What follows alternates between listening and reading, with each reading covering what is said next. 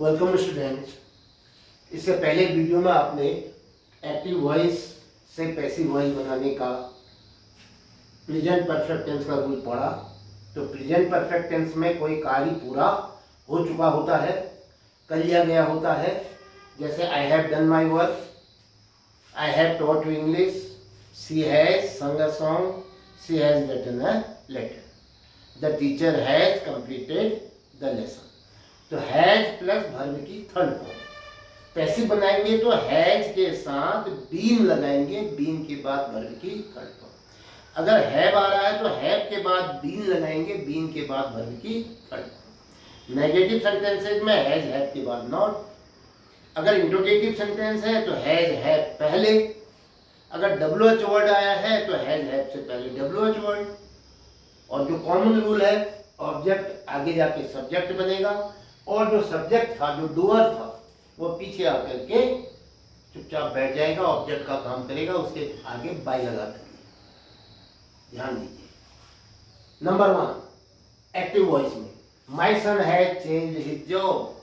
मेरे बेटे ने अपना जॉब, अपनी नौकरी बदल दी है। मेरा बेटा अपनी नौकरी बदल चुका है। तो हैज चेंज्ड आया है किसके साथ? माय सन के साथ। अब जो वर्ब आएगा, अब जो नाउन बनेगा हिज सन, हिज जॉब बनेगा। ऑब्जेक्ट ये है, बदल चुका है। क्या बदल चुका है? His job. क्या लगाने से क्या मिला हमें? His job. ये ऑब्जेक्ट था, अब ये ऑब्जेक्ट सब्जेक्ट बनेगा। और जो माय सन सब्जेक्ट था, डूअर बदलने वाला, वो पीछे आ जाएगा क्योंकि वो नाउन के रूप में है। तो वो क्या होगा? वही रहेगा, उसके आगे बाय लगा दूंगा। तो क्या कहोगे? हिज जॉब को आपने कहा आगे ले जाएंगे, हिज जॉब। अब हिज जॉब के सामने हैज ही आता है, सिंगल है ना। तो क्या कहोगे? हैज आएगा तो हैज चेंज आना है। देखो चेंज पहले से दे रखा है थर्ड फॉर्म, तो हम उसी को रखेंगे। लेकिन बीच में क्या लगाएंगे? Been. His job has been changed.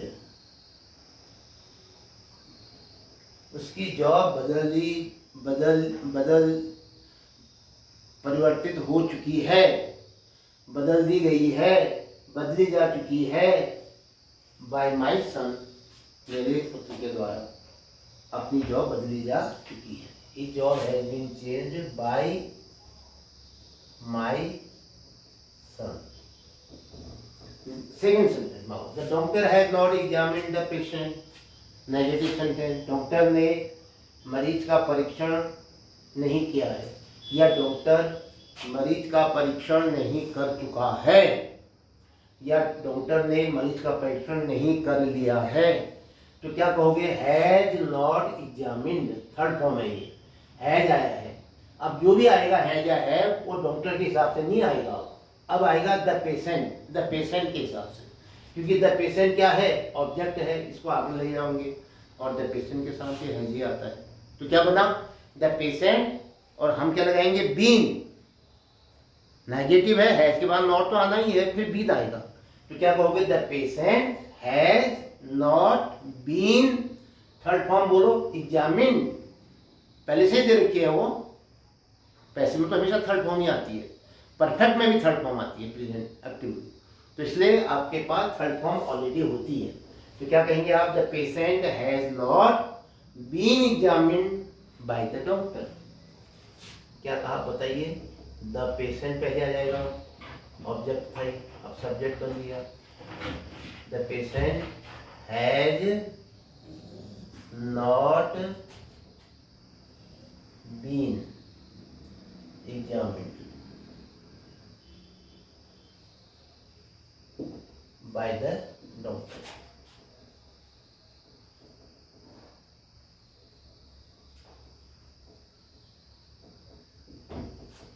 Yes, 3. Third sentence.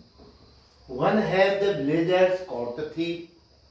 गांव वालों ने चोर को कब पकड़ चुके हैं? गांव वाले चोर को कब पकड़ चुके हैं? Have caught, पकड़ चुके हैं। वन कब और वन के बाद जो हैव यहाँ आता था वो पहले आ गया, सब्जेक्ट से पहले लिख दिया था। वन हैज द ब्लेजर्स और द थीफ, ये जो हैव है ये ब्लेजर्स के अनुसार। अब ब्लेजर्स पीछे चला जाएगा, सब्जेक्ट था ये, अब ऑब्जेक्ट हो जाएगा। और अब क्या था, क्या पकड़ा था उन्होंने, थीफ, द थीफ ऑब्जेक्ट था, वो आगे आएगा। तो वन तो रहेगा ही अपनी जगह में, उसके बाद हैज या हैव आएगा, किसके अनुसार, सब्जेक्ट के अनुसार। सब्जेक्ट कौन बनने वाला है, द थीफ। ऑब्जेक्ट को आगे लाओगे तो द थीफ एक व्यक्ति है, तो उसके साथ हैज आएगा। तो क्या करोगे, वन तो अपनी जगह पर रहेगा, वन के बाद क्या आएगा, हैव आएगा, हैज आएगा। अब हैज आएगा, क्यों आया हैव क्यों नहीं आया, अरे भाई अब पेशेंट बनना है, क्या द थीफ बनना है। अब सब्जेक्ट द थीफ एक व्यक्ति है, तो वन हैज द थीफ, इसलिए उसके साथ हैज आता है, वन हैज द थीफ। अब और तो दे रखा आपने पहले से थर्ड फॉर्म, इसके बीच में क्या लगेगा, been. When has the thief been caught by the villagers.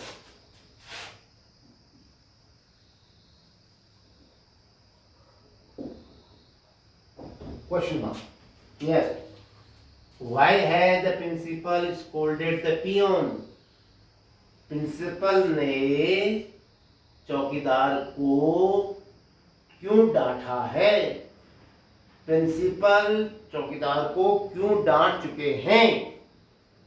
तो क्या कहोगे, वाई तो अपनी जगह पर रहेगा, आपने कहा अभी भी वाई जो है आएगा, ये अपनी जगह पर रहता है, WH वर्ड। अब है या हैव आता है, वो किसके अनुसार आएगा, अब द प्रिंसिपल के हिसाब से नहीं आएगा। फिर स्कोल्डेड द पियोन के हिसाब से आएगा, पियोन भी एक व्यक्ति है, उसके साथ पे हैज ही आता है। तो why has the peon, subject ये बन गया। अब आपके कहा पे थर्ड फॉर्म आती है, यहाँ थर्ड फॉर्म आई है स्कोल्डेड, लेकिन पैसिव में क्या आ जाता है, हैज बीन स्कोल्डेड। अगर हैव आया होता तो हैव बीन स्कोल्डेड, बीन लगता है। तो why has the peon, has हमने पहले लिख दिया है सब्जेक्ट से, तो बीन बचा, बीन अब थर्ड फॉर्म बची, स्कोल्डेड, डांटा। स्कोल्डेड किसके द्वारा, द प्रिंसिपल था डांटने वाला, अब ये पीछे आ जाएगा, ऑब्जेक्ट बनेगा, बाय द प्रिंसिपल।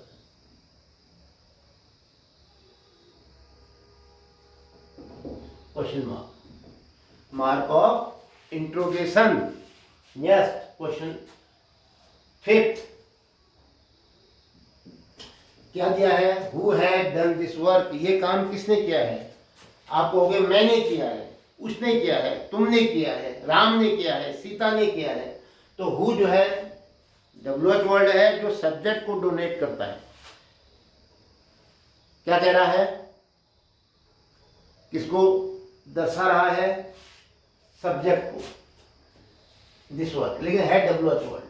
तो ऐसे स्थिति में ये पीछे जाकर के हु ऑब्जेक्ट बनेगा, यहाँ आ जाएगा, और हु का क्या बनेगा, हुम, उसके आगे क्या लगेगा, बाय हुम हो जाएगा, पीछे जाएगा वो। लेकिन क्योंकि वो WH वर्ड का काम भी उसने करना है, ठीक है, तो ऐसी स्थिति में हम उसको आगे लिखते हैं, बाय हुम। लीजिए, अब इसके साथ हेल्पिंग वर्ब आती है या है, वो किसके अनुसार आएगी, है ही नहीं। Bye whom has this work, this work है, दिस वर्क है, तो दिस वर्क के साथ में हैज ही आता है। By whom has this work,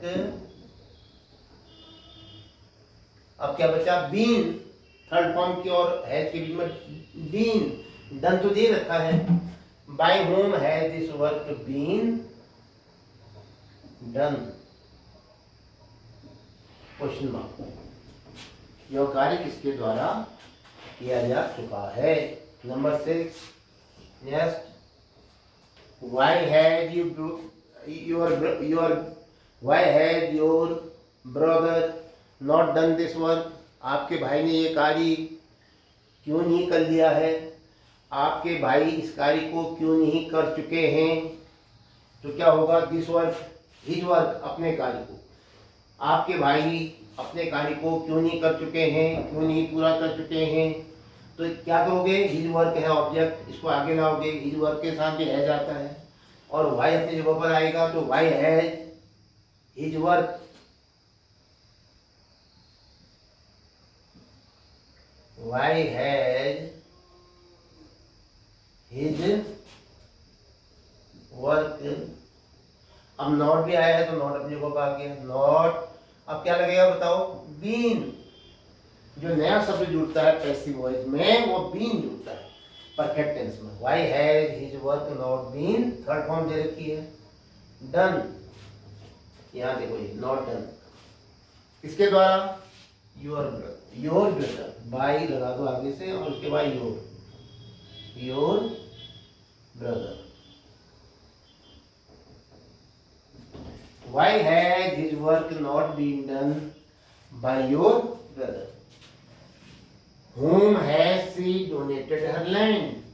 वह अपनी जमीन, अपनी भूमि किसे दान कर चुकी है, वह अपनी भूमि किसे दान कर चुकी है, किसको, ये होम है, किसको, उत्तर मिलेगा राम को, मोहन को, मुझे, तुमको।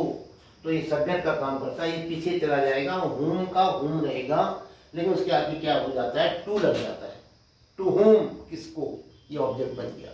अब चूंकि ये WH वर्ड का भी इसने काम करना है, इसलिए हम इसको आगे ले आते हैं, पीछे से आगे ले आओ, तो क्या बनाइए, टू होम,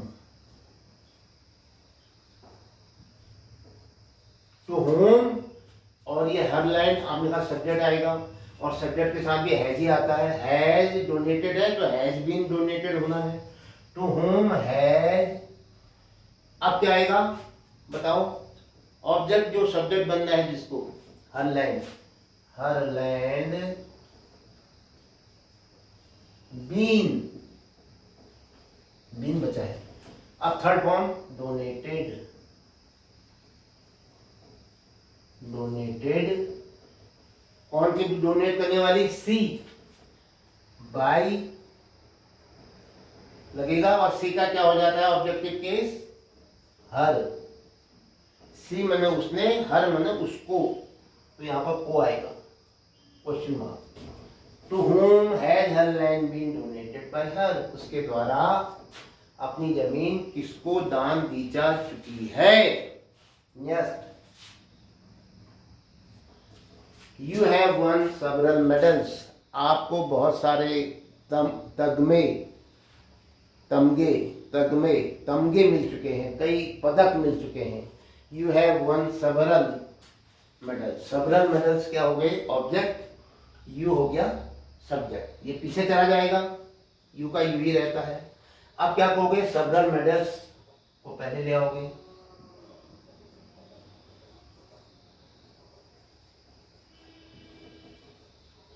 मेडल्स ज्यादा है, प्लूरल नंबर में है तो हैव आएगा, और हैव के बाद क्या आता है, कहा आपने बोलो, थर्ड फॉर्म आने वाली है, लेकिन हैव से बात आती क्या है बीच में, have been, won, win, won, won, ये थर्ड फॉर्म आई है, यहाँ भी थर्ड फॉर्म ही थी वो, have been won, several medals have been won by, कौन था सब्जेक्ट, यू था, यू को यहाँ ले आओ, इसका ऑब्जेक्टिव केस भी यू ही होता है, by you, several medals have been won by you। तो ये थे present perfect tense active voice से पैसिव वॉइस। क्या नियम था, पैसिव वॉइस में हैज, हैव के बाद बीन आता है, फिर वर्ब की थर्ड फॉर्म। तो ये वीडियो यहीं पर समाप्त होता है। जय हिंद।